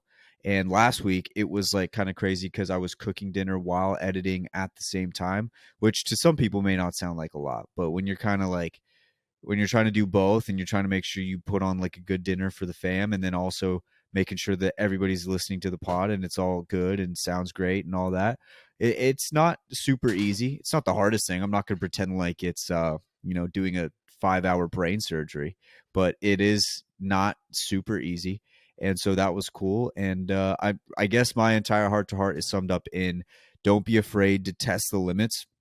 And if you keep finding yourself giving excuses to why you can't, you're the reason you're being held back, not your actual ability. I've seen way too many people kind of like be like, there's no way I could do that. It would take away from this or it would take away from that. You won't know until you've tried. And a lot of times, the first time you do it, you'll be like, okay, I can keep going with this. And then you can go more and more and more and more. And there will be a moment where you're stretched too thin, but at least you'll know that's the length that you can go. And so if it means, doing what I'm doing and I know I still have more to give, then I'm going to keep doing that. So I guess that's mine. Just stretch yourself, keep going, keep going, keep going. Like I'm still young, so I should be able to stretch myself as far as I can up to this point before, age starts kicking in. So I'm going to keep doing it that way. And I hope everybody else is doing the same for themselves as well. Ladies and gents, don't forget to head on down and click the link down below where you can click and follow along with all of our other endeavors as far as the rest of the Apex, the podcast. We appreciate you guys tuning in. If you really want to help us out, leave a review on your way out. That'll be huge for us. You have no idea how awesome and how good that is for the show. You can also click along to join our Discord, hop in there, chat with others, get some teammates, have some fun, grind with one another, and yeah. I mean, that's really what a Discord is for, and we do it really, really well. Thank you guys for tuning in as always, and we'll catch you guys next week for another episode of the Apex the Podcast. See you.